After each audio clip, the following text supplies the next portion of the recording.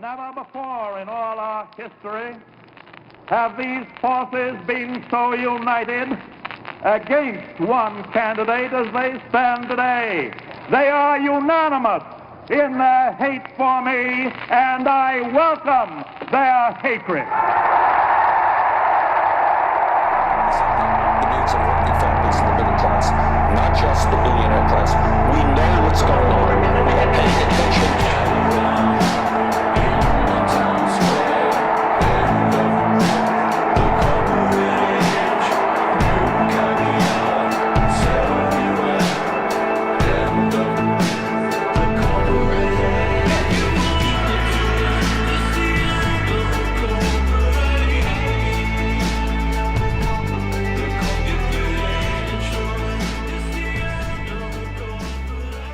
Oh, good morning, everybody.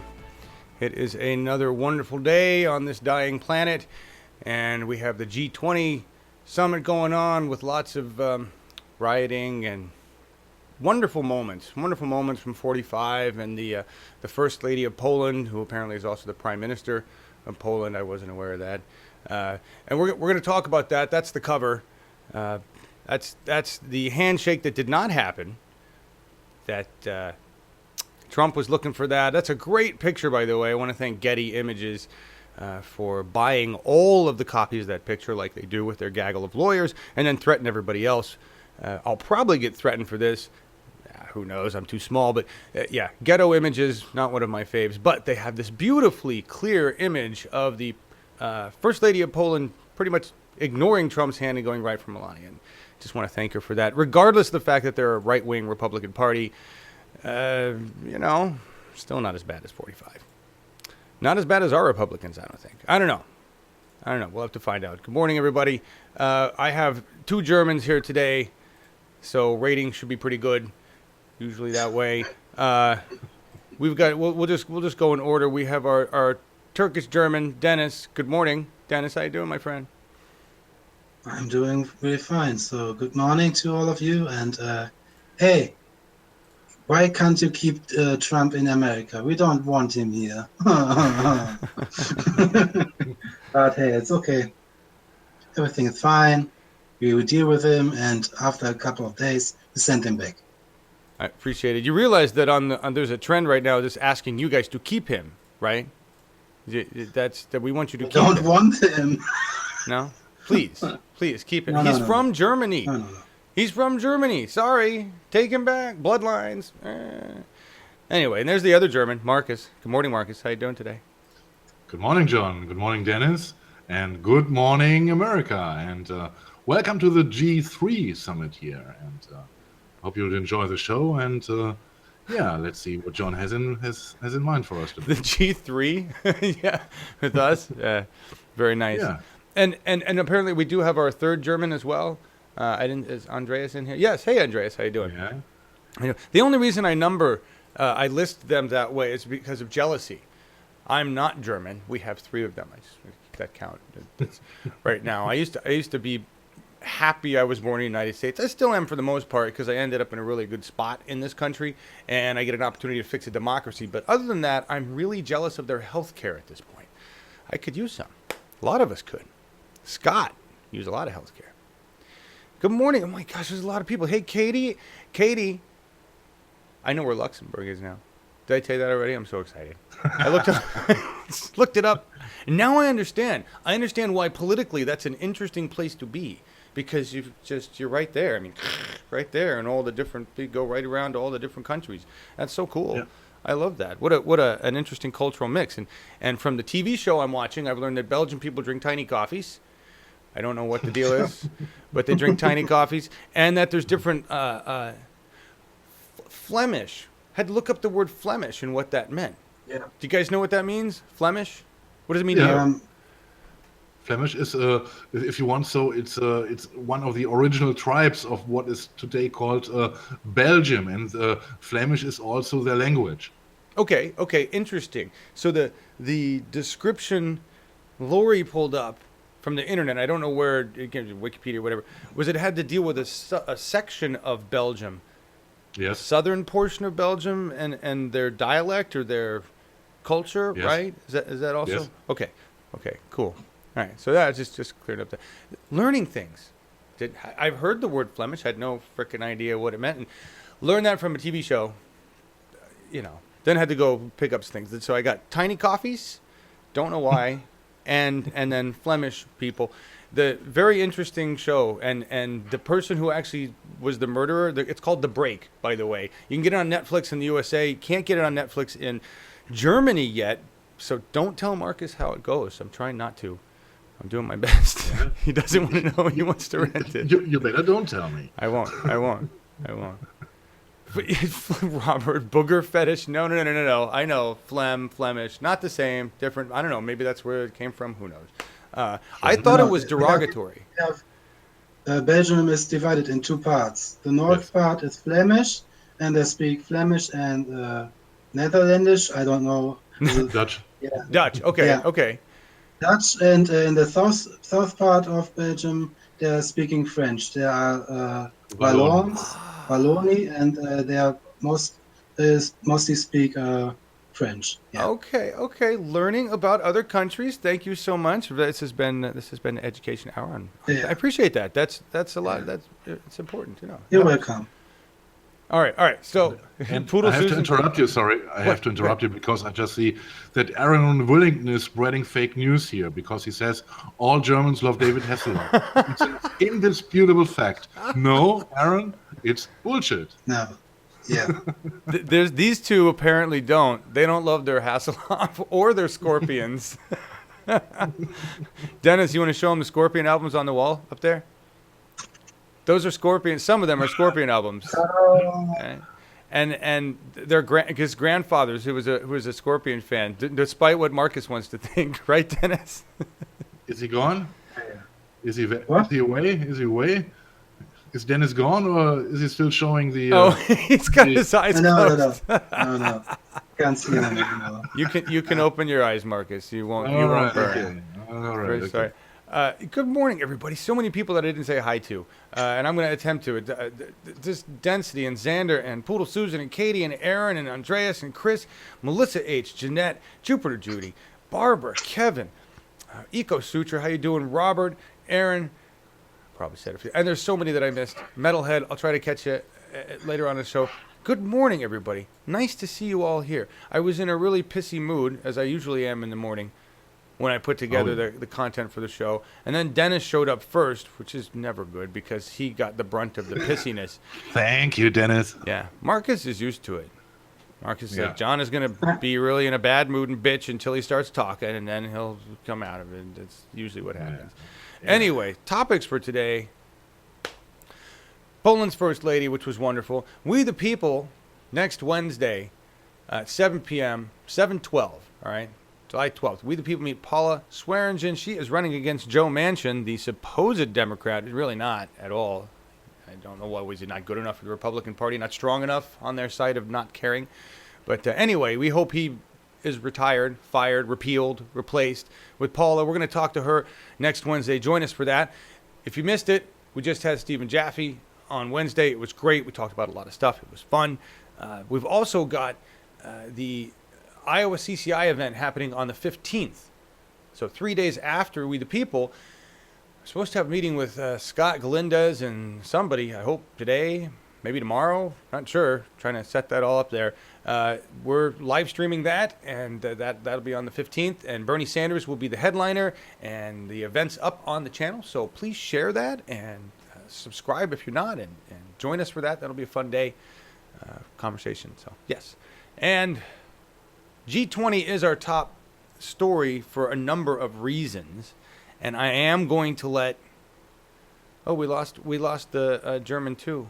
We've only got his icon. He's iconic now. See that? He used to say that all the time. Yeah. Dennis. What a nice picture, Dennis. I don't know what happened there. But G20, Marcus. Yes. Now, there's a lot of different things here. My American perspective. We're going to look at some funny stuff with Trump because outside of the handshake, there were some other things. But a lot of protests, rioting going on. And then you've got climate as a major issue in this. What's the protesting about? You know better than we would over here. Okay, there. We can see different protests currently running in Hamburg. There is one protest against I think what is in general is that they all protest against the G20 itself, because they, and I agree here, they think it is not it is not okay that only 20 world leaders decide about how the world's about the world's future, and they see that they still present no solutions on how to deal with the serious threats, which means climate change, hunger, social injustice, and so on. These are only topics which are not that important as it should be, and this explains the protest. It is the G20 still stands for the capitalistic regime. They have no other choice, because it got too complicated for them. The economy doesn't listen anymore to politics in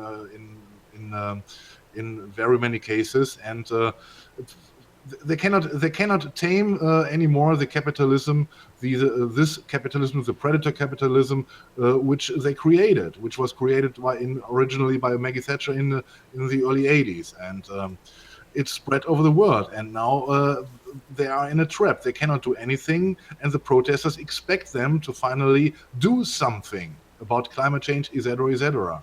And as I see, there is no struggle of the leaders. They are protesting them, and this is the general opinion. And then you have the so-called Black Bloc, which indeed is not a group or something like this. It is a strategic. It's a strategy which was learned in the early 80s in Germany, when the revolutionaries fought against nuclear power plants here, and against wider against making the airports bigger, and in Frankfurt mostly, and the Black Bloc is, in my opinion, they are only there, or this tactic is only destructive and doesn't help anyone. Look what's happening, the damage they cause. They won't hurt the leaders, which are quite safe in their places. These the damages have to wear are the normal people in Germany. And this is why I completely disagree with these violent attacks. What the only good thing about it is that they don't target any civilians, except of course police, because they see them as their enemies. But this is not good enough, in my opinion.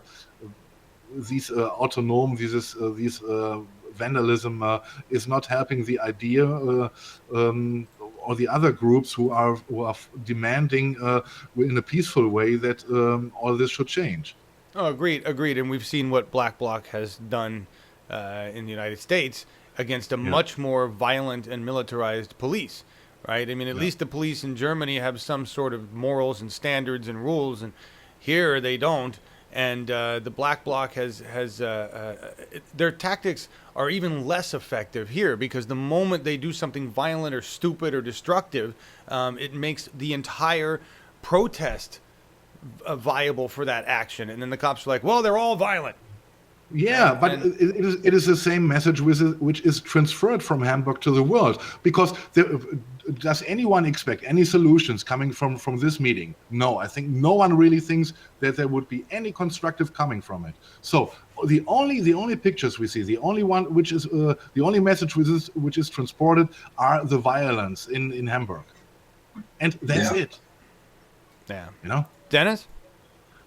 Yeah, I totally agree with him, but I also have to say, after those meetings, they get some contracts, agreements, and so on.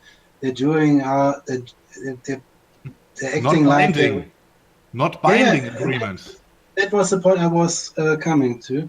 It is not binding. So, in my eyes, the whole thing is something like a show-off. To say, hey, we are the world leaders, and you do what we want, and or religion is with capitalism at its best, and we don't give a fuck about you guys. And hey, and we love to waste your taxpayer money in the land where we hold this meeting. Good point.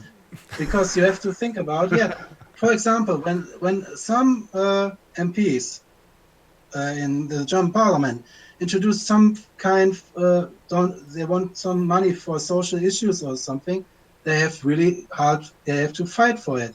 And here we have a summit with some rich fucks and people who don't give a fuck about the world population and so on. And hey, we have billions of euros for this kind of stuff. Of course. So therefore, I don't. Yeah.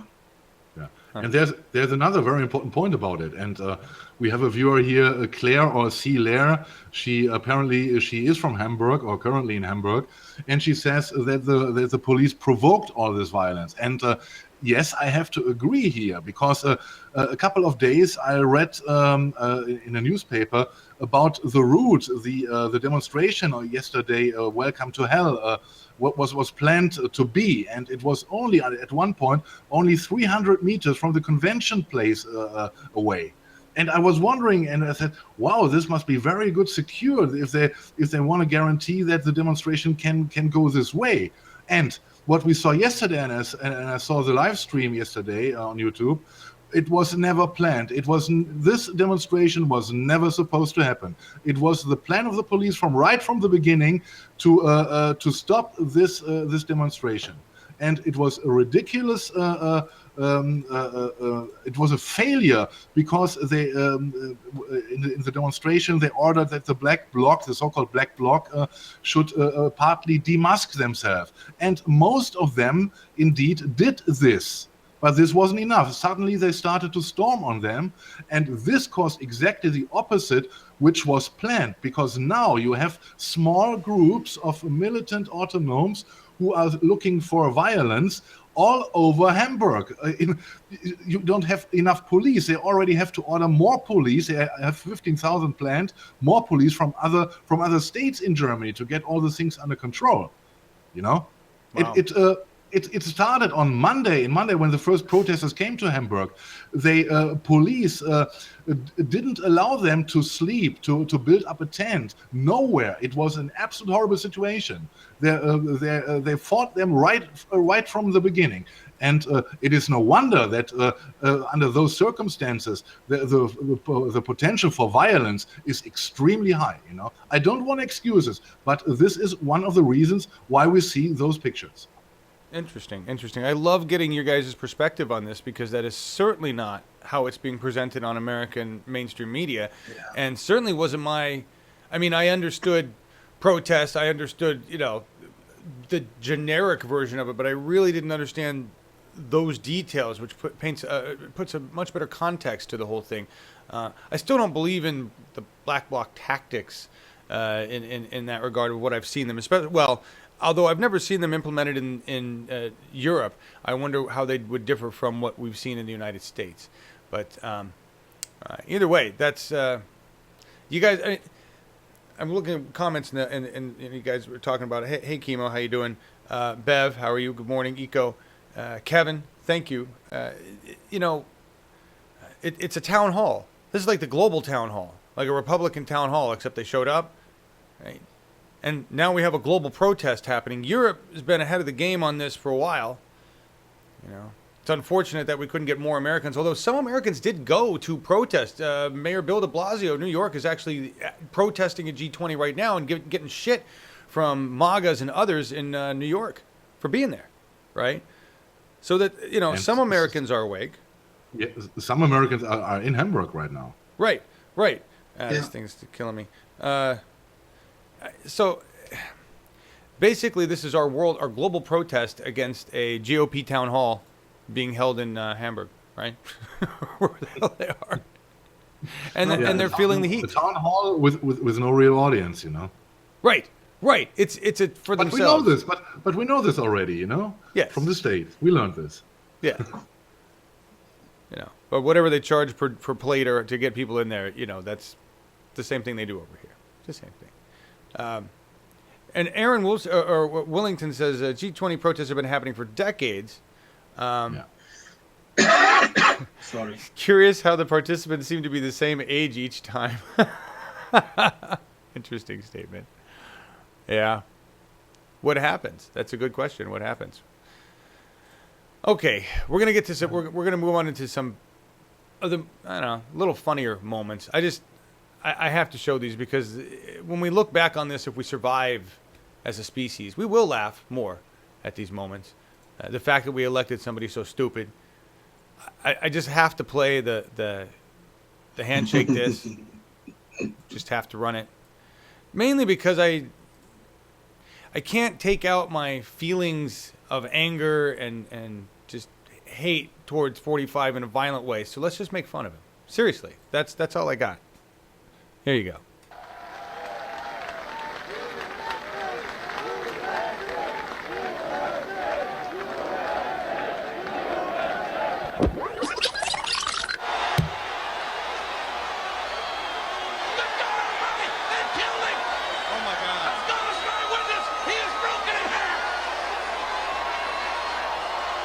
So nice.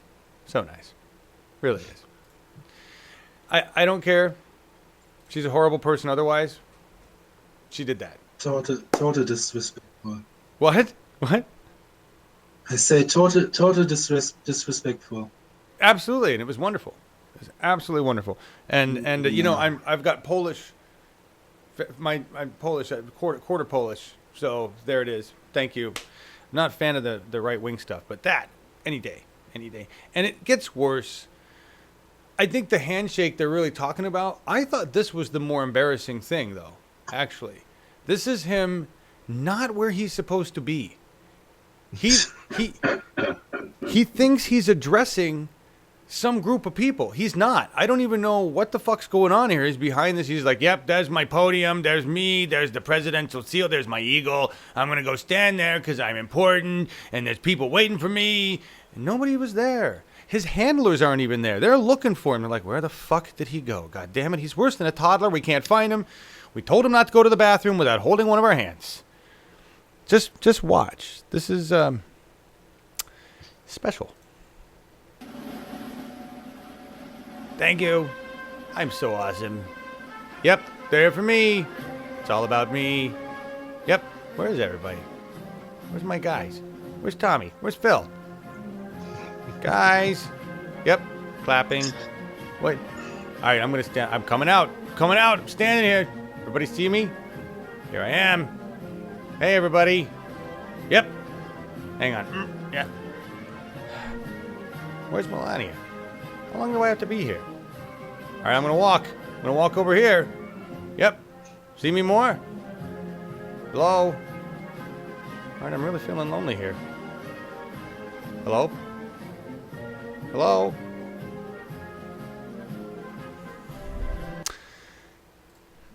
Don't you wish that's all he would have said? That would have been it. That would have been a better speech. So Don't know sad. what the fuck he was doing there. Just, okay. Looks like he would need a nurse around him. Yes. Well, he usually does. We're the Secret Service. Did they? And here's the thing. He's pissed No. off. I mean a nurse. Oh, I know. But that's what they are. They're just highly trained, paid nurses, really, at this point. But, I mean, they're supposed to keep him away from doing that. That's not supposed to happen. He shouldn't be left alone at all. That's kind of frightening that he was. Great opportunity. Think about that. Saying, yeah, Jupiter. It's so stupid I can't laugh about it. He reminded me a little bit of Peter Sellers in his role as Inspector Clouseau in the Pink Panther. Yes, yes, he's a natural. He's a natural. Yeah. That's what it is. It's Yeah, physical yeah. comedy. We just Well, whatever he physical- does, it looks strange. It was great. So much better than the handshake. It really, I mean, think about that. That's better than handshakes. Please share that and play that. That's a HuffPost. Yeah. Remember, all the links to this are in the description, everybody. Always in the description of the event. But that just made me smile. He had no idea what he's doing, where he was, why he was there. And more good news, the pressure is working. All right? I mean, GOP back to America, or right wing around the world at the G20, whatever you want to call it, assholes in general, people that don't really give a shit about the rest of people, they're having problems. Because the rest of us people are showing up at their places of business, their offices, where they're supposed to be representing us, and we're pissed, and we're telling that we're pissed, right? Mitch McConnell's having a problem with his health care bill. And I think the funniest statement about this signals doubt. He basically said we can't do what the president, we can't do it without working with the Democrats. That's what Turtle has said, is that they may have to actually work with the Democrats to pass their bill, which means it won't even come close to anything they want. They can't repeal and then replace. And they're not having town halls anymore because they're afraid to. This is the other beautiful thing. They keep losing people to this measure. So they won't be voting on it anytime soon. And the pressure is coming from you. And it's working. So keep doing it. That's really good news. That's really good news. But I didn't put it in ground game. I put it in top stories because we are stopping. I mean, think about this. We thought they were going to railroad through legislation because they control everything and they've got an asshole president who'll sign it. We've managed to put enough public pressure on enough GOP representatives to get them to halt this.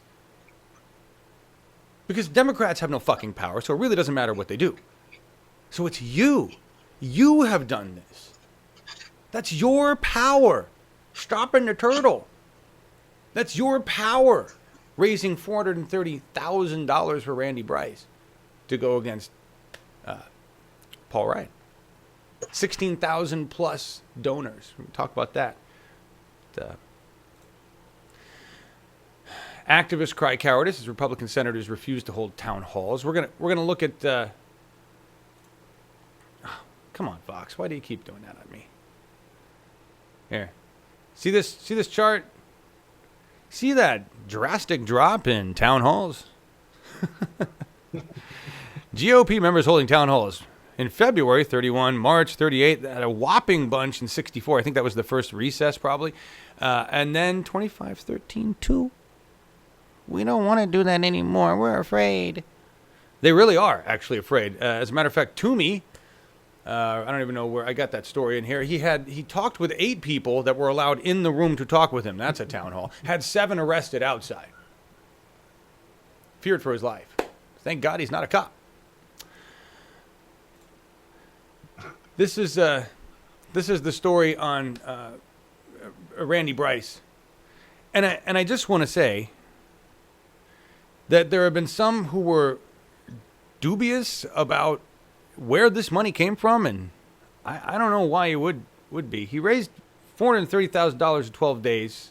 He is taking union money, union PAC money, because he's a union member, and my guess is that the Iron Workers Union is going to be donating some fucking cash. However, this is from Randy Bryce. Thank you. We've had donations from all 50 of these United States, 16,000 plus. Average donation just over $25. That's how it's done, folks. Because we could all afford to do that at least once, and hopefully several times for multiple candidates. That's a lot of fucking money. Now, it's not even close to what Paul Ryan already has sitting in his war chest. But that's how it's done. We got to do that for everybody. Stephen Jaffe, David Hildebrand, or whoever we really want to win. Right? There's a lot of people challenging Paul Ryan. Maybe there's somebody else in that bunch. We'll be interviewing those people. Maybe there's somebody else that we feel is really the person to represent us. We have to support them financially, and we have to support them as well as we can in every other way on the ground, right?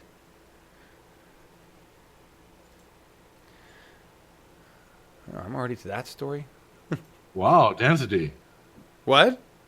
Oh, thank you, Density. Jeez. Wow, thanks a lot. I forgot about the super chat. Appreciate that. Thank you very much. Thank you very much. Thank you to all the patrons. I did drop a note to patrons talking about. We're gonna talk about that when we get to climate.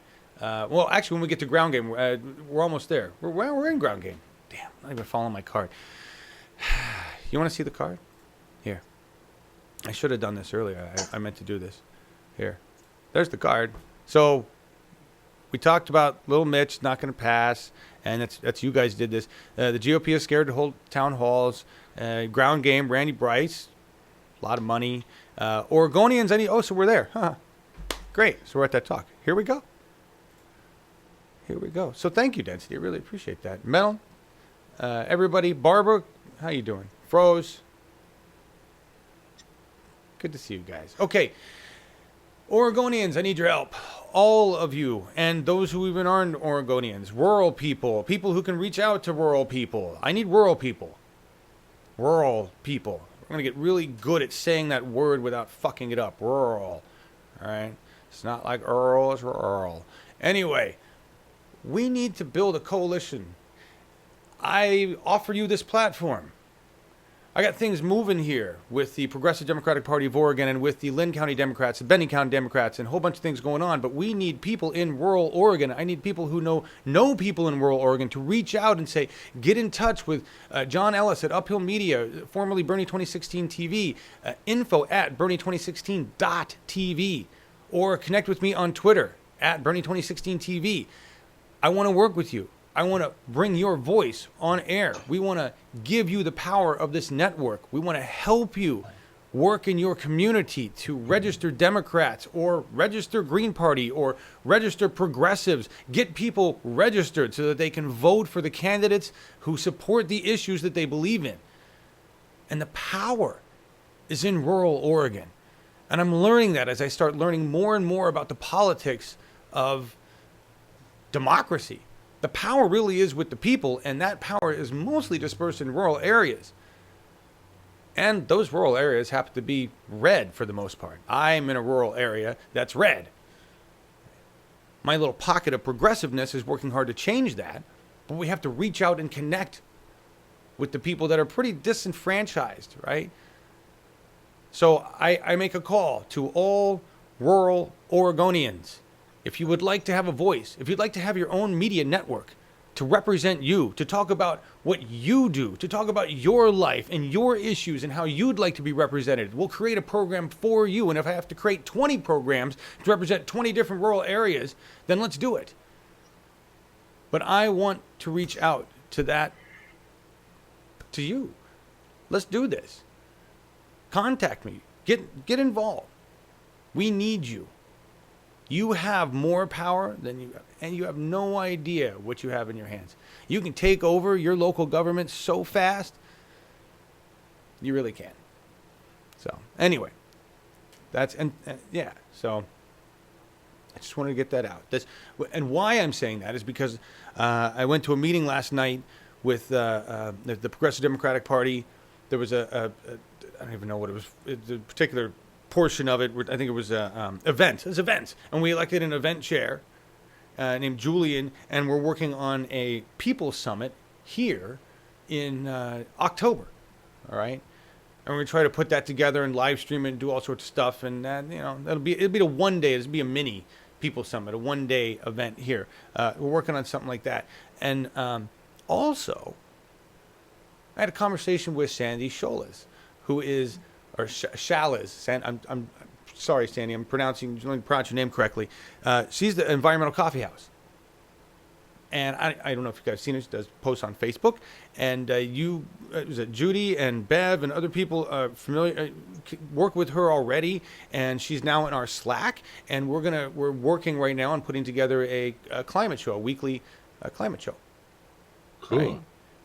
So anybody who wants to get involved with that, we need researchers. We need people who are willing to write script, people who are willing to just be involved with social media push, specifically for that show, because I really want to put a lot of effort into it. Right? This is what I prefer doing, is building shows with other people who share that passion and want to work on that as a production crew.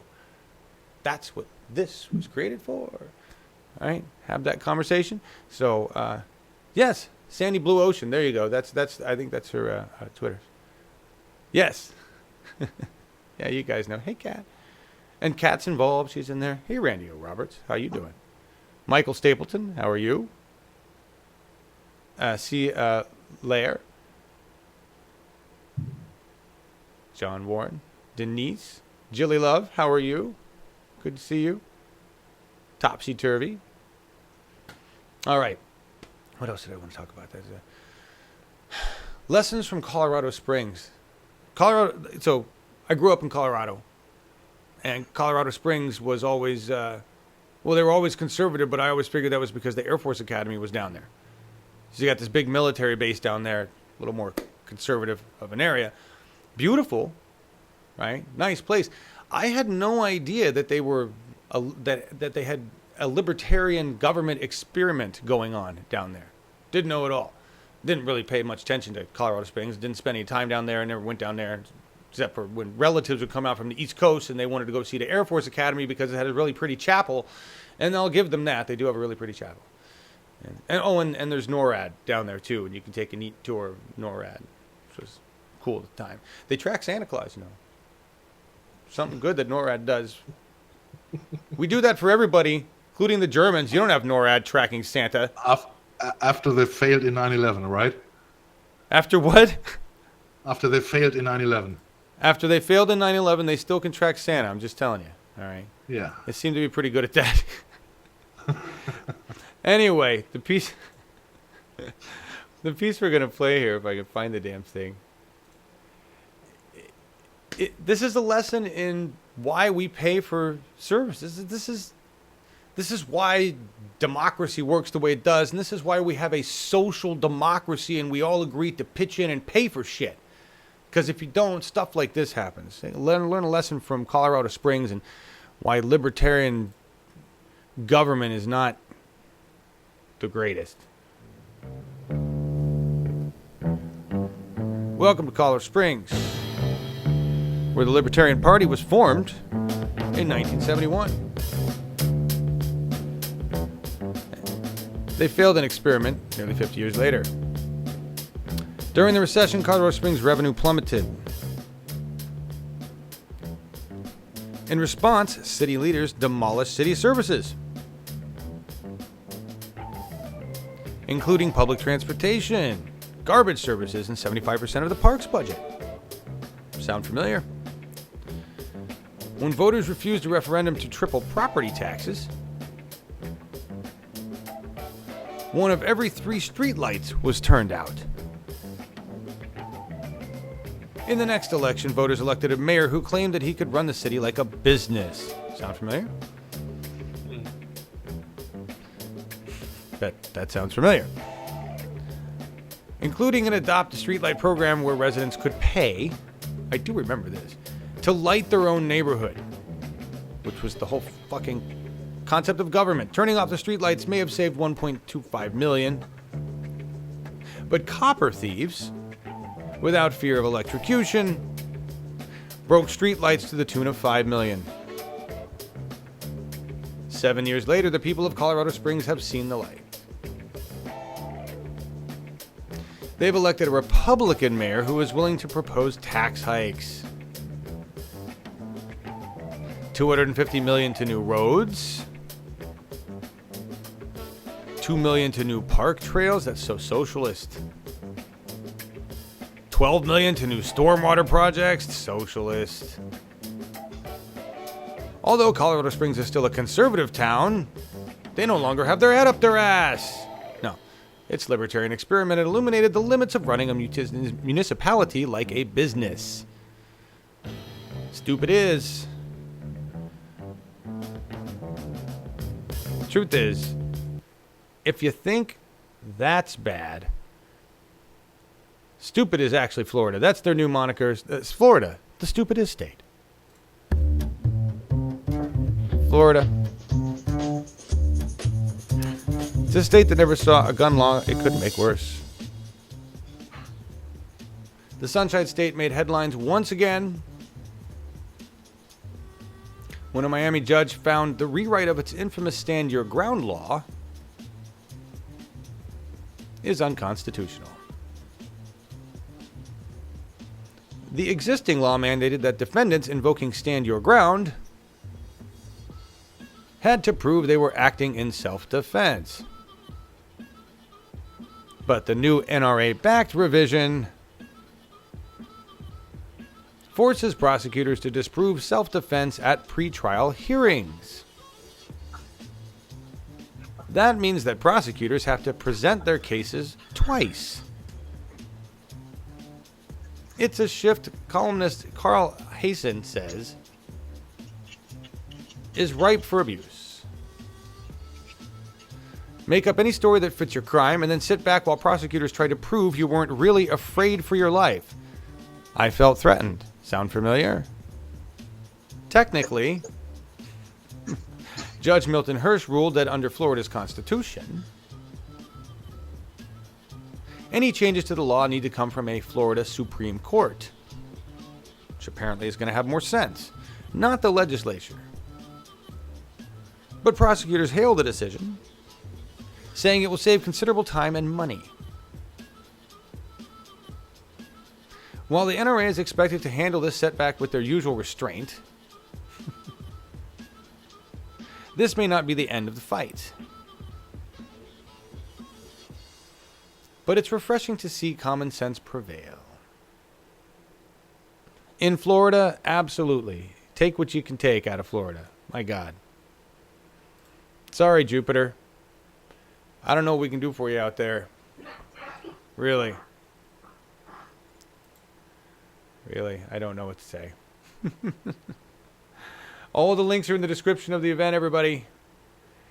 So at the time this article was printed, the next thing we're going to talk about, it was 18. Today it's 19. 19 states consumer groups sued DeVos over delay of student loan protections because she doesn't really give a shit about anybody, especially not students. It seems our legal system is really doing a good job. Between ground protests and effort and legal system, we're doing a good work on the oligarchy as it stands. It's a good resistance. It really is. It's impressive. Dennis, oh wait, ratings. Oh, put the cigarette back up. I had you in ratings. There you Sorry. Thank you. Jeez. Thank you. And laugh. Yes, thank you. There we go. Well, I'm your ratings bitch or what? That's I'm what. not a prostitute for ratings here. Welcome to America. Where everything is for sale or what? And especially you, Dennis. Thank you so much. This brings me into the game, right? Yes. I had to bring you both on. Just ratings. There it is. We use our people here. That's what it's for. Back to the divorce subject. Yes. I watched a clip from Naomi Klein. I hope you guys know her. She's writing for The Intercept, and she talked about it. The whole cabinet of Donald Trump, it's like a big business coup d'etat, if you like, because every person he appointed to some position is coming from some sector, and with special interests and so on. Yeah, and therefore I think she's absolutely right. And divorce, we all know what she says. She is a rich, lying bitch. And if you watch all the hearings in the Senate and so on, you know exactly what she's intended to do with the public school system and so on. Yeah. Yep. She's for charter schools, which are just an avenue for racism and separation of rich and poor. We've seen this before in the United States of America. My father witnessed it personally in the 60s. He was in a segregated school as a high school student, and he, I may have told this story to you guys before, but he realized what was going on when he went to see a friend play football. Because my father was a football player, and he went to that friend was a black friend. He went to that friend's game at the black high school, and saw that the black kids were in the uniforms that the white kids had gotten rid of 2 years ago, right? And he's like, why are they wearing our old uniforms? I mean, that's it right there, is that one group is going to get a less education. They're not going to get new uniforms. They're not going to get new books.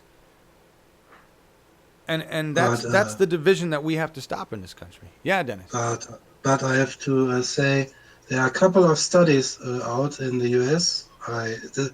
Education is also a topic I'm very interested in, and there are some studies out, and even in the hearings, in the Senate hearings, you hear that most of the charter schools don't teach well.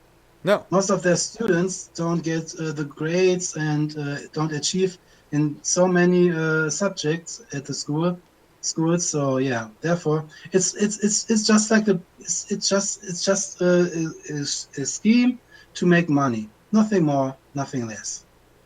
Yep. No, and yes, of course, and it is a device to keep the people dumb somehow, because if you get into a charter school where creationism is taught instead of damn it, I didn't lost the word.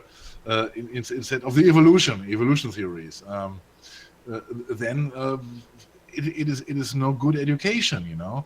And I read also those articles about the comparison between the charter schools and the public school system, and as bad as the public school system already is in the U.S., those charter schools are even worse, you know. Yes, and sadly the schools in the U.S. are. Yeah, I mean it's been quite some time since I took a kid to school, but when I dropped Chase off, when I went to parent-teacher night, when he started high school, it scared the shit out of me. Teachers were running around. It looked like a war zone. There were 40 kids in the school, and this is in Multnomah County. This isn't in a poor county in Portland. This is in Multnomah County in Oregon. Oregon has bad schools.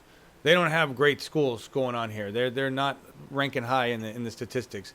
And Chase could have we could have fought to have him go to the better school in the richer area, right? And he would have had to take a bus. But the school that was closest to us, the school that he belonged at, was the one he went to, which was the one that was considered to be not the best, right? And his math teacher, I thought his math teacher was going to start crying the first night she was there. She came up to me, literally in a panic. She said, I'm sorry, I have 42 kids in this class. It's not supposed to be this big, and I can't find my roles, and I can't find this, and I wasn't supposed to do this, and I have kids at home, and I didn't find a babysitter, and blah, blah, blah, blah. My name is blah, blah, blah, blah, blah, blah. It's like, holy shit. And I wanted to be like, how can I help, you know? But really, I was like, I'm dropping off my kid for parent-teacher night. I'm going to go sit in a corner with the other parents, right? Thinking it was going to be one of those things, and it was more like, holy fuck. And I looked at Chase, and I'm like, you'll be all right. It's your first day of high school, or it's back to high school, and that's freaking a kid out already. And now his teacher looks like she's just gone through fucking, 3 days of war. Yeah, but like I quote in this time, most of the time, George Carlin. I think you guys know him. He was a comic. He passed away a couple of years ago, and he had some really hard lines for telling the truth. Like I put it in Slack. If you don't mind, I would like to read it. Okay, please do. It's just a big sentence. It's nothing more. Right. Okay, George Carlin quote: "They don't want people who are smart enough to sit around the kitchen table and figure out how badly they are getting fucked by a system that threw them overboard 30 to 40 fucking years ago." And he was right.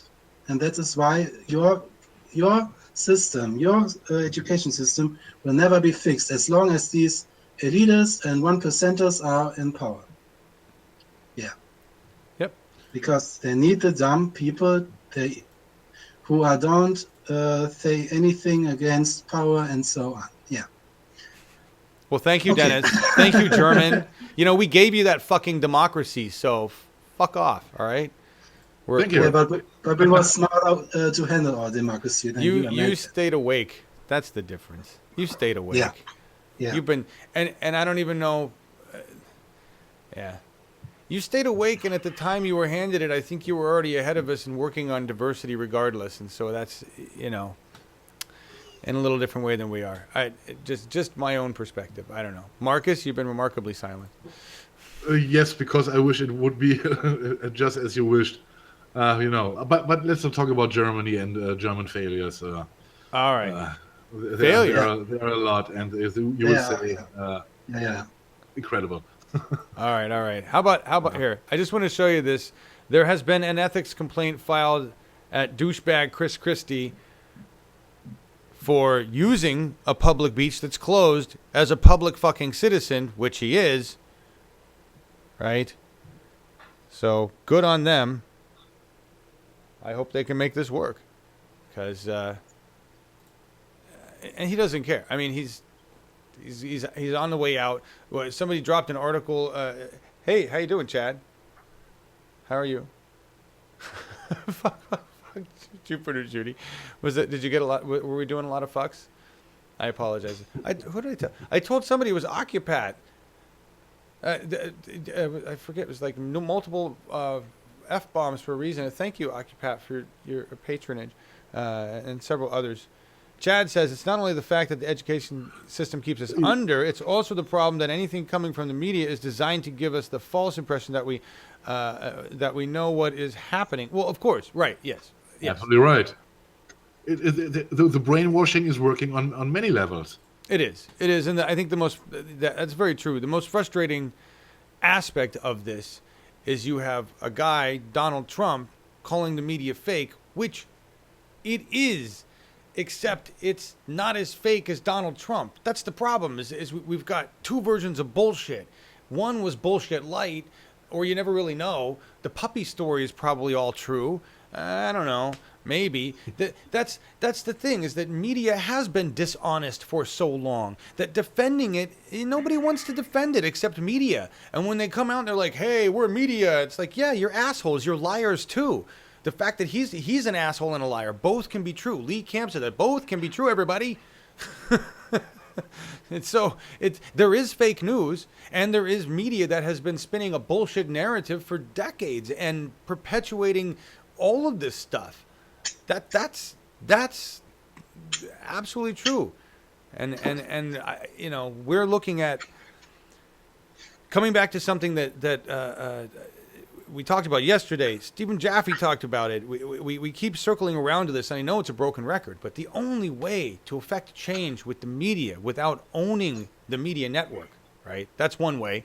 Buy the network, which we could try, That's a lot of billions of dollars. We could start by buying local networks and going from there. They're franchises, basically. I mean, we could come in and do that. If we can raise $500,000 in a few weeks for Randy Bryce, we could certainly raise multiple $1 million and start buying local stations. That is one way to go about it. And that might be quicker, in a sense. All right. The battles would be interesting, but it might be quicker in some senses. The other way to go about it is to pass legislation that prohibits these networks from lying. We used to have legislation in place that did that. The problem with most of the politicians, I'll be honest, Randy Bryce didn't answer this question, and I didn't push him to answer this question. He kind of went around it. With Stephen Jaffe, it kind of didn't get answered correctly or asked. I didn't ask it correctly, and I didn't push it either. It's like I need to have an off-camera discussion with him about it before I go on camera, because what I'm trying to talk about isn't necessarily... it's the dual standard there. Are you going to hold media accountable? Meaning, not just about fake news, meaning are you going to remind them of their hypocrisy? Are you going to work to enact legislation that will change how they are forced to deliver news and information as the fourth estate? Because right now they have no rules and regulations. None. They can do and say whatever the fuck they want. There's no fairness doctrine. There's nothing that implies that they have to tell the truth at all. At all. The only thing that keeps us from walking away, or most Americans, is that their shows aren't called the absolute bullshit, not true show news. Entertainment news. They are entertainment news. They win lawsuits by calling themselves entertainment news. That's the problem. The only way to fix that is to run for office, take control of our governments locally, and then at the state level, and enact legislation. Probably at the state level, we could do it. That says, no, you're not allowed to say that bullshit in our state. You're going to be held accountable. You will be sued if you do this bullshit. You can't use the term entertainment news to get out of your fucking legal battles anymore. We need legislators that will do these things. There is no other way to control the narrative. None whatsoever.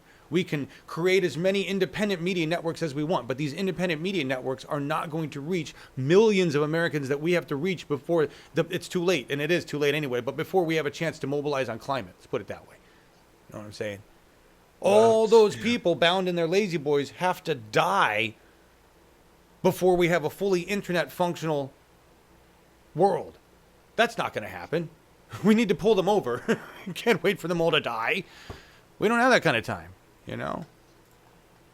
The problem is that the top percent recruits their children as their followers. And we talked about the charter schools and the schools for the rich people, you know? They get everything you can dream of as a student. And no problem to pay it for those parents, and this makes them the natural leaders in the positions of their parents, if you want so. Yes. Reading comments. But just turn your TV off, like I do. I don't watch TV. I don't buy the products they are advertising, and so on. So therefore, you have to, when you are at the moment, what you can do right now, don't watch them, don't buy the products they are advertising, and that's cut their money pipe. Well, we talk about that a lot too. A lot of consumers are trying to do that, but for some, I guess John told us there is no other choice. If there is only a Walmart at their rural location, then you have to go there and pay those motherfuckers. I'm sorry. Here's my motherfucker for today. Janet. Great. We got one in. Woo. Markus with an MF. Yes. Yes, Kevin, entertainment news. That's a legal term that works. I used to talk about this all the time.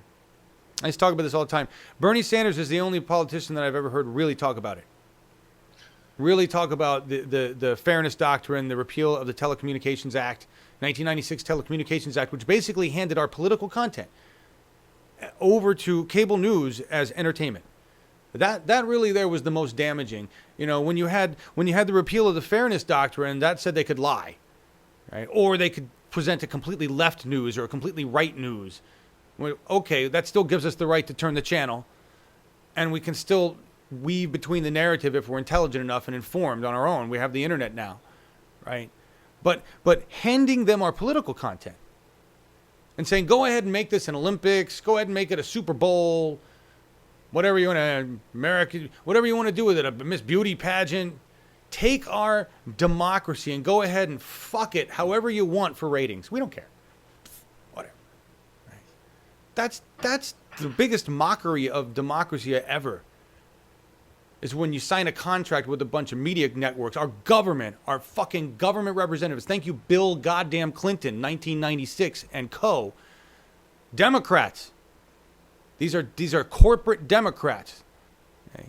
Signing this document saying, please make us look better on TV. Please. We could all use the ratings. Let's all work together on this narrative. Let's make sure that it's what everybody wants. You know?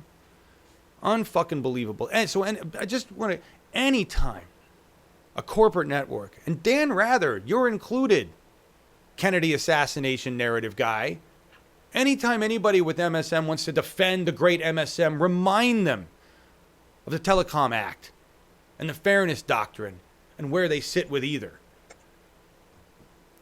Fuckholes. We need to get our representatives at the federal level to reinstate one and repeal the other.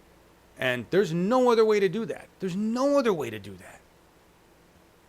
That's what's so frustrating. You want to stop the pipeline of bullshit? You have to change the law. And we were asleep at the wheel in 1996, weren't we? Sleep at the fucking wheel. That's why Germany has what they has and we get to be jealous, is because they haven't fallen asleep at their wheel yet. Doesn't mean they can't again. Right? They could fall asleep. 50 years from now, they could be like, democracy, fuck it. You know, who knows? Democracy is a little plant, if you want so, and it needs a lot of care. And democracy is not growing on trees, and, which means we have to fight for democracy every day. It's what I like. What you say. It's not growing on trees. It's a garden to be tended. You know, if you don't, yes, it's a little flower, a little plant. Oh, there you go. Democracy is a little flower. That sounds, I don't know. Is it that delicate? It needs to be evolved. I will say that. S&L crisis happened in the 70s. Savings and loan was actually the late 70s, early 80s. Savings and loans. Yeah. In the 80s, yeah. All right. I'm moving on to a couple other things. Let me make sure I feel like I was supposed to talk about something a lot longer and I didn't. I forgot something. But I don't know. I made my big. That's how I got the important part. I made my big call to the. We're gonna watch this 8-minute piece. That's what I got. I gotta hurry up. That's why I gotta shut up and hurry up to get to the 8-minute piece. This was the piece I was gonna play yesterday. That's pretty heavy. It's pretty heavy about climate, and it was the. I'll be honest. This was the piece that really made me say, okay, I'm gonna agree to commit to the time to produce another show. I'm gonna reach out to Sandy. I need somebody to focus on climate. That's my phone. You know, because I miss focusing on climate. I don't see a show right now that's out there on any major network that just focuses on what the fuck's going on in climate and educating people about climate science, climate change, how to cope, how to deal with everything. Scientists, and Sandy's got a great following. She's doing the Facebook posts. She's good with her guests. She can get a lot of good guests. A lot of you are already seeing her and working with her, and so I was really excited about that. But and now I totally lost where I was going with this. Hang on one second. I gotta find that. I gotta find the page. Nope. Well, it was okay. It was going to Hawaii. Anyway, that was really it. The 8-minute piece was why I wanted to. I went to talk to Sandy and create this new show. So we're gonna watch it at the end, and it's heavy. It's heavy. But then we're gonna go out with a song that's also heavy, but it says it. It just says it.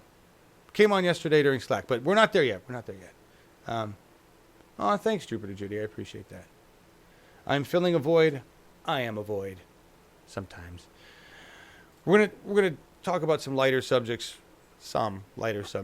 right now, though. This one I wouldn't normally run, but I care about it because I care about Grace Park, because Grace Park was a badass in the Battlestar Galactica remake, which if you have not seen, it won awards. It was so fucking good. Edward James Olmos plays Commander Adama, and it was fucking incredible. Did you see it, Dennis? Yeah, I watched the whole series. Yeah, it's depressing as hell, but it's good, right? It's fucking great. Good acting, good storytelling, and so on. Yeah. Really good show. Yeah, and Grace Park was on that. Anyway, she and co-actor Daniel Day are on Hawaii Five-0, and they've quit because they're being paid less. And there's no reason for them to be paid less. So we're just going to run this little clip for them because I support her. And, yeah.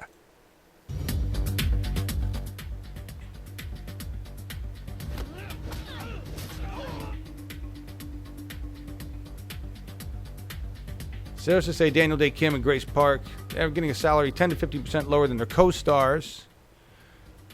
Kim and Park have worked on the show for 7 seasons. All the other actors had to do was stand with them in solidarity, and the key issue would have been resolved quickly.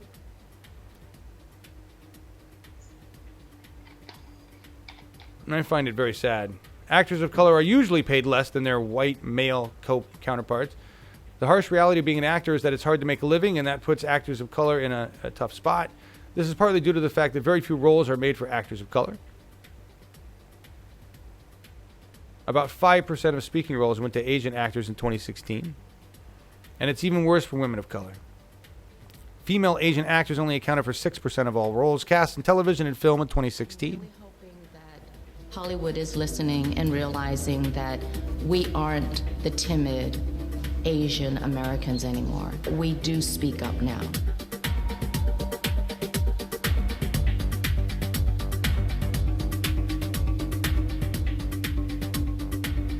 Yeah. I don't know why that still exists, and it shouldn't, because it's not like Hollywood doesn't have the money to fucking pay them. It's not like they're hurting for cash. And if you ever hear Hollywood say that they're hurting for cash, they can go fuck themselves.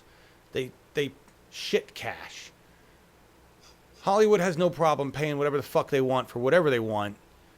And we spend billions and billions and billions of dollars on Hollywood every year watching our favorite movies. So Hollywood really shouldn't have a problem paying everybody equally. And I can't believe, I mean, you see how much they give a fuck, right? We'll cut them out. We'll write them out of the script. They both die in an explosion. Pfft, whatever, moving on. It was a success. We do sequels 2, 3, 4, 5, 6, 7, 8, 9. Yep. That's basically the way it is. It's whitewashing. It is. As always in America. It is. But I grew up watching a lot of white folk playing a lot of colored roles. Still happens. Still happens. Yeah. All right. Just wanted to run that. We're almost there. And I tied two Hawaii things together. Right? Yeah, I know, Melissa. I couldn't believe the other actors wouldn't stand up for that. That I couldn't believe either. They all wanted to keep their jobs. Right? You got a gig as an actor in Hawaii. Shut up. Take your paycheck.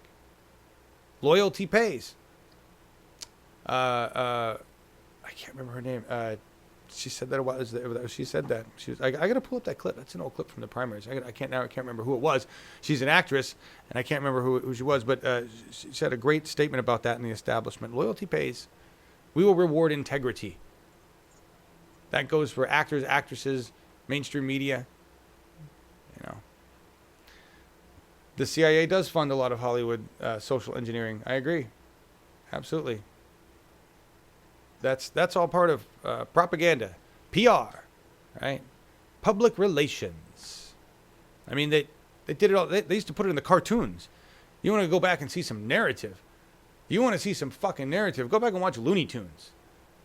That's some serious narrative wrapped in cartoons that both kids and adults are laughing at and receiving quite a narrative. All sorts of interesting messages there about USA and race and religion and weapons and everything. A lot of statements there. I know George Clooney did that movie. He's done a couple, actually. There was another one that was really funny about it is military PR. Hawaii just became the first state in the U.S. to pass a bill supporting basic income. Socialist. Yoo-hoo. Yes. They At realized. Least one state with what? At least one state with a brain. Well, yes, one state with a brain. There's been a couple. I pointed out. Well, no, that wasn't a state. The country of France has a brain because they did something that's not going to make. We talked about that, Markus, with the cars. But this is cool. They basically realized that, and it's got to move through the Senate and everything else. But Exactly. They realized that there's going to automation. They're like, we got to take care of everybody. What I didn't realize about Hawaii, though, is that they've been very progressive for a while. If you read this whole article, yes, link is in the description. Hawaii's done a lot of things. They were, let's see, I'm just going to read this paragraph. HCR 89 follows a number of other social forward measures enacted in Hawaii. The state granted women legal abortions in 1970, predating Roe v. Wade. In 1972, it became the first state to ratify the Equal Rights Amendment. And in 1974, it became the first to mandate employer-sponsored health care with the Hawaii Prepaid Health Care Act. That's pretty fucking cool. Good on you, Hawaii. I hope you remain above water for the next 20, 30 years, at least. Yeah. I'd be interested to see what happens to Hawaii Impressing. I know. But universal basic income, which is where we're headed. That's where we're headed. If we can take care of climate, if we can save the planet, and we can work together to fix American democracy, which is really pretty fucked right now. I don't know what we're going to do about Russia. But then the rest of us can probably all get together and figure this shit out, right? Other nations are looking at universal basic income. And it's where we have to go. We can do it because we have abundance. The only thing is that the majority of that abundance is in the hands of the 1%. We know it's there. We can see it. And if it weren't for laws, we'd just take it.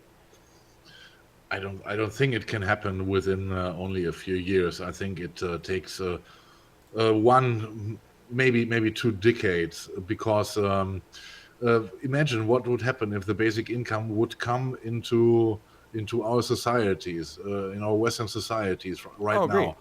I think there is without an education about the changing economic system and to be aware what is changing and what to do with money and time. I think without being taught about this can only fail, and it would end in a disaster, in my opinion. Well, yeah, we have a lot of work to do, but I don't exactly. But what I want to say is, I'm absolutely for the unconditional basic income. You know this, but I also see the dangers if it would happen too fast without the solid fundament, without the basis you would need for this as a society, as a nation, and so on. Well, sure, you have to be able to provide all the. I mean, we don't have the structure, the foundation right now to do it here. Finland apparently probably could. Yes. Canada might be able to. Yeah. Germany might be able to. But that's the thing. It's going to have to go like state by state, country by country kind of thing. And in that sense, the smaller countries are going to have a better ability to test and implement, right? And so yeah, I agree. I think United States is going to be one of the last to fall into that because we got a lot of work to do on the foundations, right? You guys have been doing that work, realizing that more and more of your funds should go to more and more social services of caring for each other because it just lifts everybody up.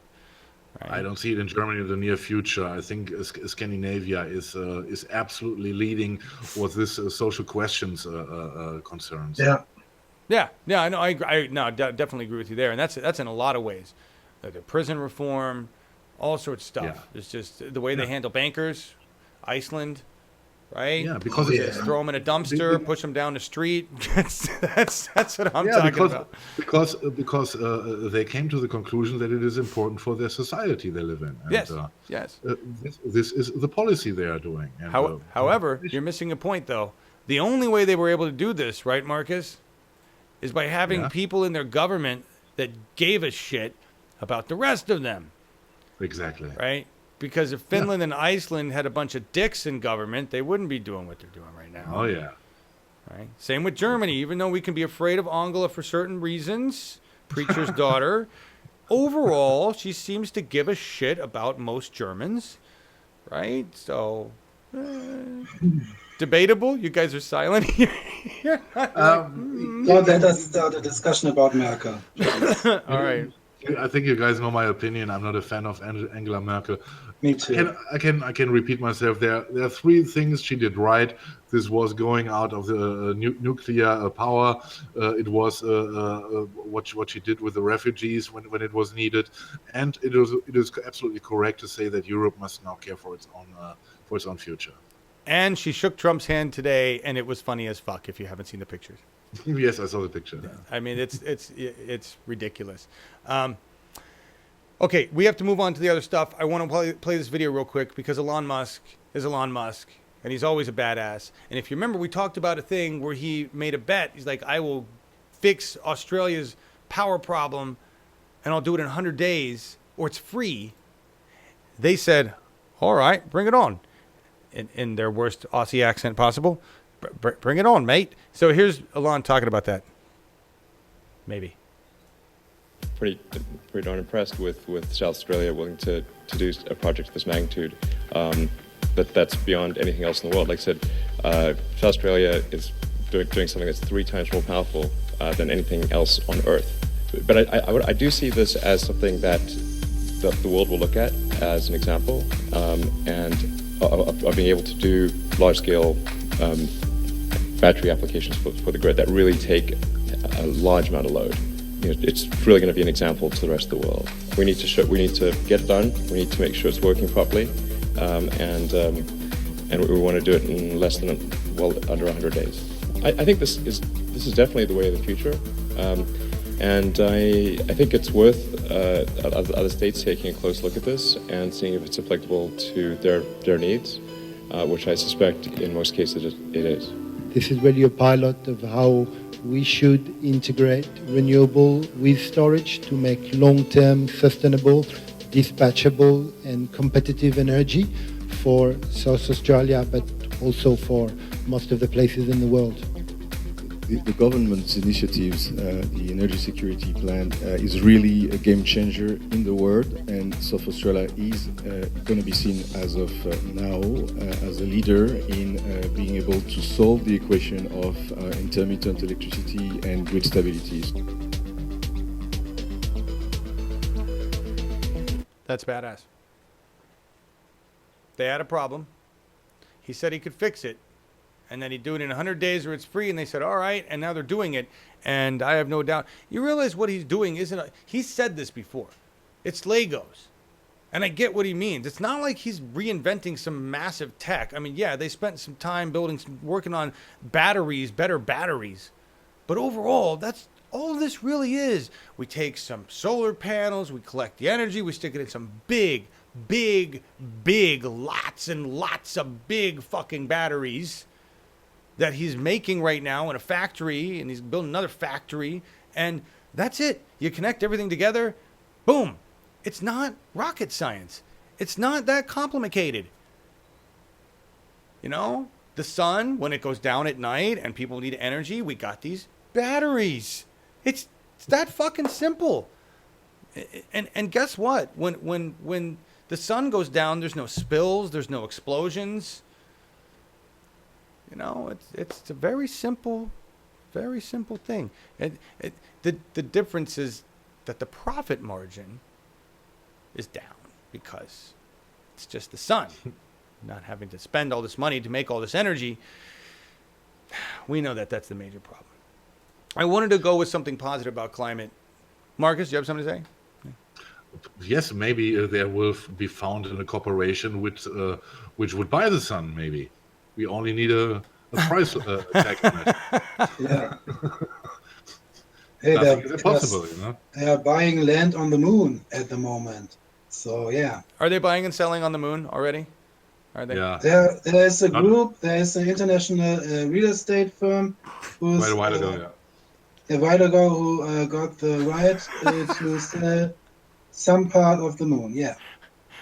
Here they have these commercials for realtors all the time. Contact your local realtor if you're looking for a place on the moon. Okay. But they didn't ask. But they didn't ask the aliens on the dark side of the moon. I know they haven't. I know. And that shows you how fucked up we are. Yes, it is. Actually, I didn't even run the story today. I have it for tomorrow. But if you look for it, Mike Pence. We're going to talk about America in space.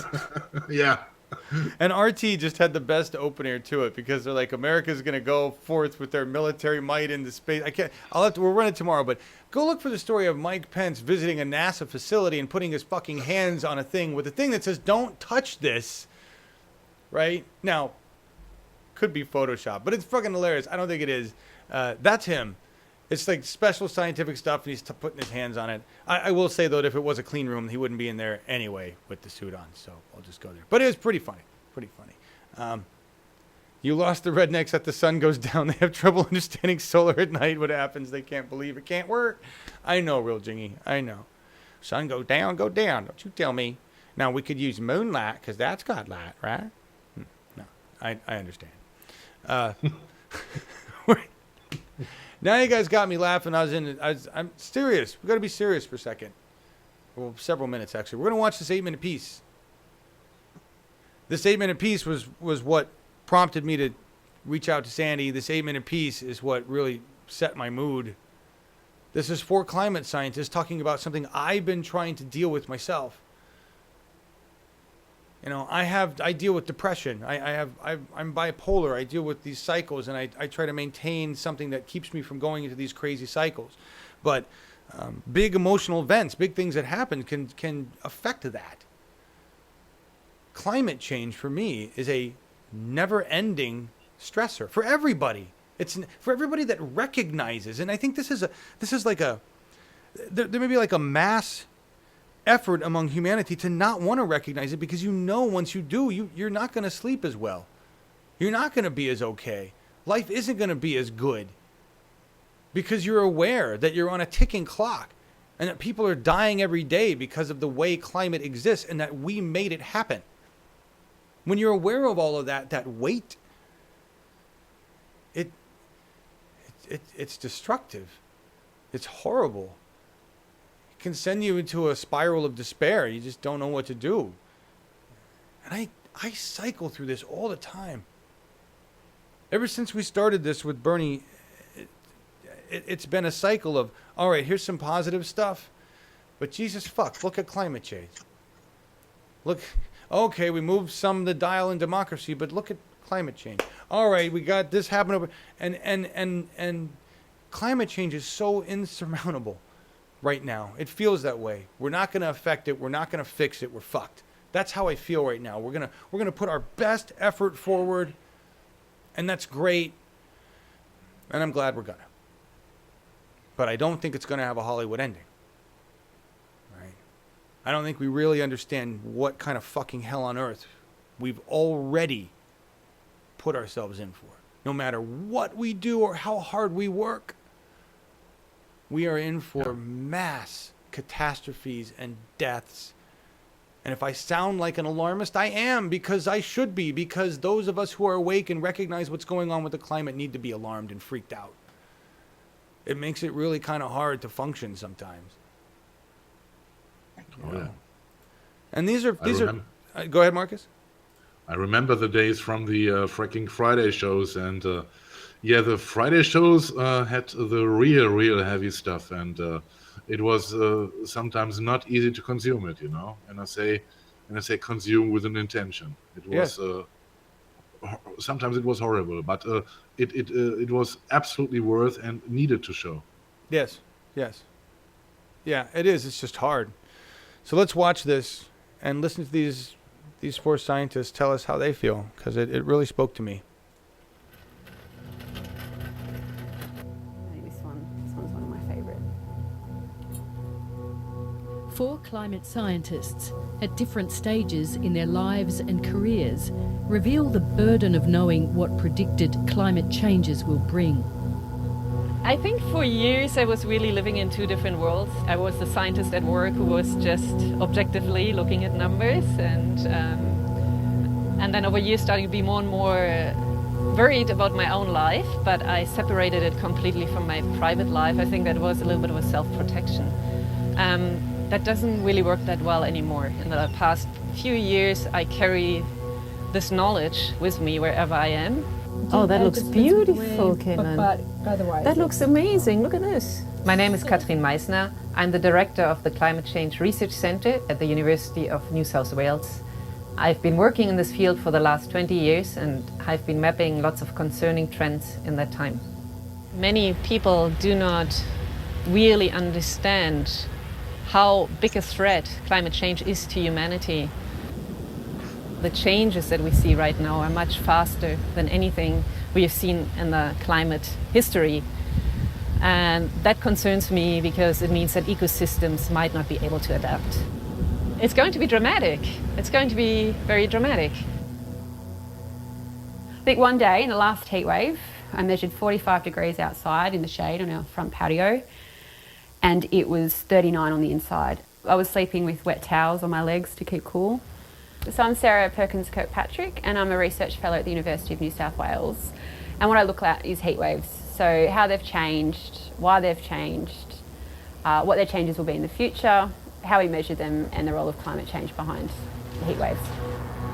I had conversation with my husband as these heat waves were occurring in the summer, going, are we doing the right thing? Is it right to bring kids into this world with me knowing how bad it's going to be? There is so much wrong with climate change, and there's so many impacts that we're already locked into that I can't change, that no one can really change. It's going to be bad. And it's almost, why would you inflict that on someone? Okay, so that's where it's going to go.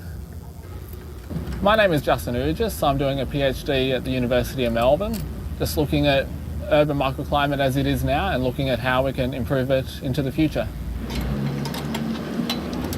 We need to be able to plan our cities better, need to be able to design them better, keeping in mind what's coming, keeping in mind these temperatures that are getting into the 50s in Melbourne.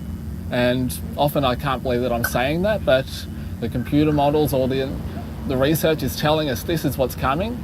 Yeah, it's tragic. Whenever I talk to my wife about heat waves, she gets scared of them. And unfortunately, I can't really give her any good news. Yeah, I've been married for about 5 years. Yes, we want children, but we're quite concerned about it, even scared of it. Our parents both want us to have children, and there's a lot of joy that comes with having children. But at the same time, knowing what's coming with climate change, we've actually just been putting it off. You can say you don't believe in gravity, but the apple's still going to hit you on the head.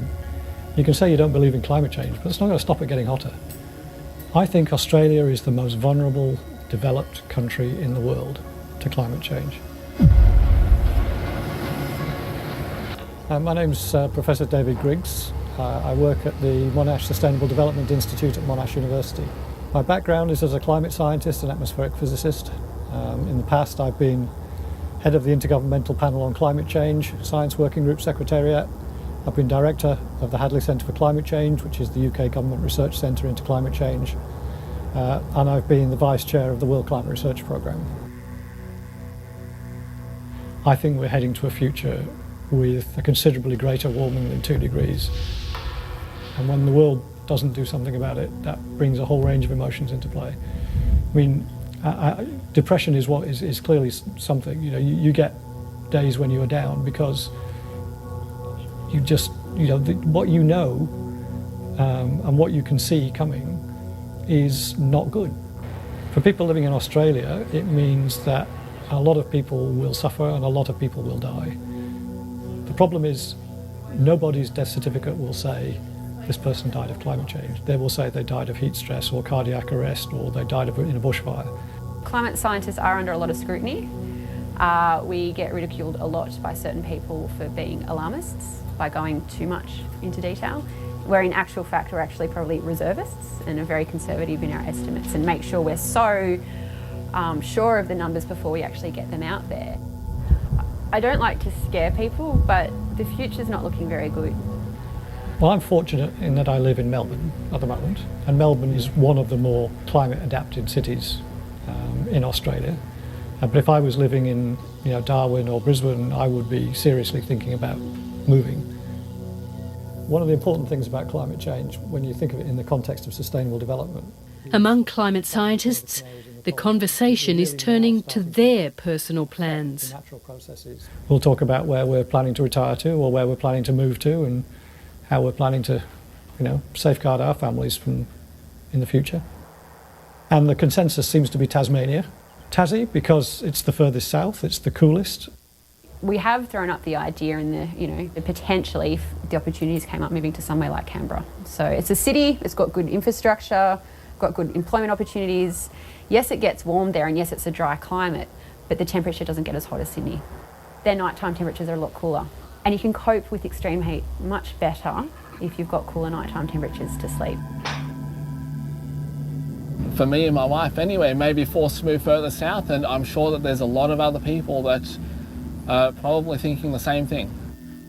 My grandpa decided to move down to the coolest part of Australia. He's living on a boat south of Hobart and he's trying to drag me down to Tasmania. He's saying, the University of Tasmania is down here, should come down here. And I've often said to him that I think about it. My wife, she's a lot more keen to do it. I find it really hard to decide on one particular region, saying this one is going to be safe and we're just going to lock this one in. I don't think there will be any safe places. The impacts are going to be big. So my approach is to be as mobile, as flexible as possible, to be able to adapt to whatever is going to happen. My children are bilingual, and we're working on a third language.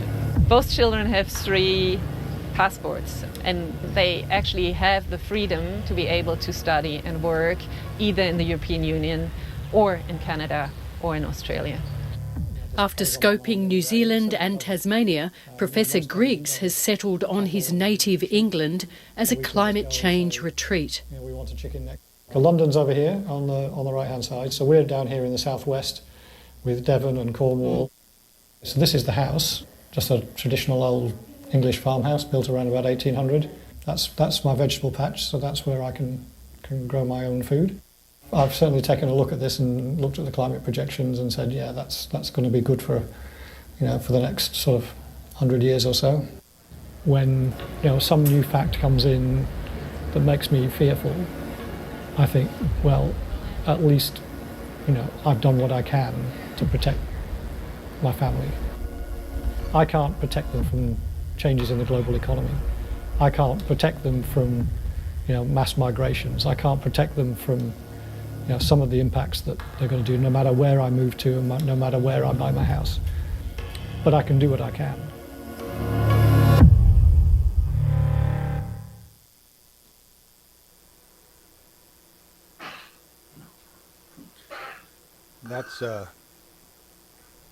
That's it. You can do what you can. That's so for all that the scientists can prepare and do what they want to do, there are so many aspects of climate change that you can't even plan for. The mass migrations of not just humans, but of plants, animals, species. We're seeing it happen right now. There was a blurb I watched the other day on a show that said so many birds now are migrating from the south up north, and we're expected to have a whole bunch of new kinds of birds up here real soon. That's going to affect the ecology everywhere. And I saw you guys are having a good conversation there. Justin Bryce, this is so real and raw. I have these thoughts every day. Me too, my friend. We need to create climate resilient cities that can survive on any planet. This one is fucked. Yeah, I mean, between Corvallis and Albany, 100,000 people, and why aren't we on wind and solar? Why are we still relying on natural gas out here? We shouldn't be. We've got great breeze, we've got great sun, got 2 rivers. It's our priorities, and the nice thing about this area, the rural power, is that Justin and I and Charles and everybody else that's working together down in this area, right? Larry Taylor and Nancy Greenman, all of these people, no matter what party they're with, the progressives down here, we can take over the government. We can replace the other mayors. I'm not saying anybody needs to be replaced in particular, but we can. We can figure out who's holding back our progress at making these resilient communities that can survive climate change, or that we hope will survive climate change, by working together. All we have to do is take over the local government. There's a lot of roles, a lot of jobs there, as I'm learning. A lot of little tiny jobs for little tiny things that you wouldn't think you even need to have a job for, but they're there. Justin's got some, and Charles is going to have some, and I'm going to have some. That's the way it's going to be. We're going to have to do this if we want to save our asses. I won't survive with just my acre and what I grow on it. I have water and fruit and nuts. That's not enough, And I don't want to be a hunter. So I'm going to have to make some alliances with some people that don't mind shooting meat, right? I don't want to do that. Or I'm going to have to figure out how to get protein another way. And I don't know that I can grow that protein on my property, so I'm probably going to have to work. I mean, all of these things, like I'm just talking about me having food in the event of a climate crisis where food stocks are depleted and Safeway isn't where I can go anymore. We will be there. We will be there, especially in the United States of America, because we are such a consumer economy. We take it all. We bring it in. And when it becomes too expensive because of scarcity, or the supply lines are gone because whatever it is gone, we're fucked. Especially here. This, and I'm sorry, Katie. I'm sorry. Listen, Katie says, you scare me. You scared me. It's not John is scaring. It's what's happening is scaring. What's happening is scary. But listen, if we had been hearing this message from corporate media for the last 50 years, it wouldn't be so scary. If they had started in 1980 with ExxonMobil has produced a very extensive climate study, and it tells us that we have very little time to enact renewable energy solutions, and world governments are gathering together. If they had started with that, instead of, there was a study done by ExxonMobil on climate science, and we have here with us today 2 scientists that say it's absolute bullshit. That was what we got. Had we gone the other way, we would all be going, well, we heard the information from the scientists, we got to work globally, we took care of it, and now we're all operating electric vehicles. The whole world's solar. It's great. The greed of a few stopped us from saving ourselves decades ago. And it stops us today. But listen. Oh, about shooting people. That was just a miswords. Sorry, not what I meant. But on that, Katie, I mean, when you have mass migrations and thousands, millions of people that are starved, they're trying to find food and shelter, water, violence is going to happen because we're gonna revert to animals. That's what's going to happen. It's starting right now in China and India. They're fighting about drinking water there. It is, yeah. And it's been happening, and it's been happening in places in Africa forever. It's starting right now. It's not something. It's something in the future. It's happening right now. Yes. So yeah. Yes. Wake. Yeah, that's where we're at. And Chris, Chris, you said stop talking about proteins. Greens have more proteins than beef. No, I don't care where I get them. I need proteins. Don't tell me I don't need proteins. I need them. But I don't care where I get them. I will miss steak if I have to give that up. But, just saying. My neighbor, I'm lucky. My neighbor butchers pigs and has no problem doing that. Shot a chicken the other day. I was like, right? That's me. I'm making jam. You're shooting chickens. Fine, we'll survive as long as we do the things we like to do. Okay, that's how this world gets along. All right, we got to do that, and so. Here's where I'm going with all this stuff. We're going to be overwhelmed with all of this, and we've got a lot to do. I mean, we were having a conversation in chat about.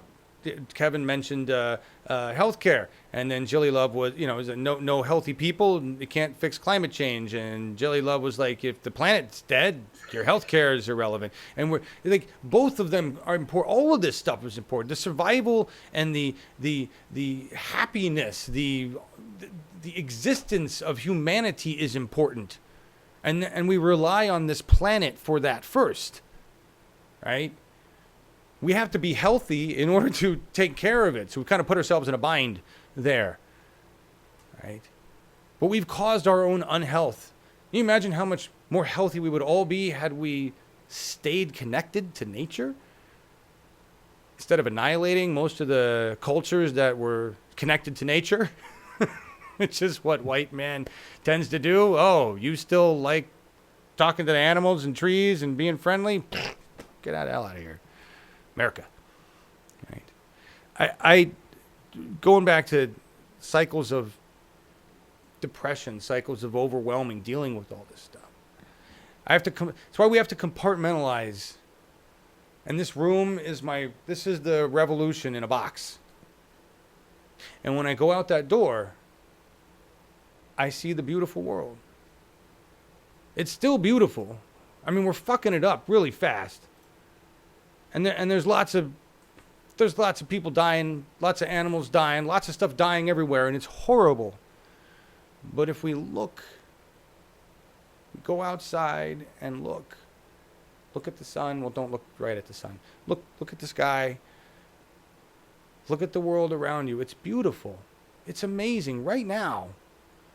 And if we work hard, maybe we can save some of it. Maybe not for us, but at least for the rest of the life that exists. We have an opportunity right now as human beings to either annihilate ourselves, which we're doing fine at, we're good at that, or rise above our own cycle, break the cycle, and learn how to take care of each other, all of us. It's such a beautiful world. Why can't we all just live together in peace? You know? And the Chevin, that's what they wrote the song, Beautiful World. I played this before, but it came on yesterday when I was really way deep in despair. And I just lost it. I just cried and cried and cried. Cried for everything. And it's okay. You're going to have to do that. The only way to get through this is to take moments, and whether it's a song or a picture or a walk or something that breaks you down, go ahead and cry. Because there's a lot to be sad about. But then realize if you don't get up and do something about it, there will be so much more to be sad about. We got to act. We do. Markus, Dennis, thank you for joining me today. Thank you, John. And I hope you guys will join us tomorrow at the big show. Laura will be with us, I guess. And Dennis, what about you? If you want me on, I'm on. All right. Well, we'll see you all tomorrow. I don't have to work tomorrow. So see you all. Bye bye. Okay. Bye, everybody. Thank you so much for being here. We'll see you tomorrow on the big Saturday show with the lovely Laura Live and Good and Markus and Dennis and who knows who else will join us. And thank you, everybody. Don't be sad. Don't be sad. Be encouraged to act. We have an opportunity here to be better than we have been. Let's do it.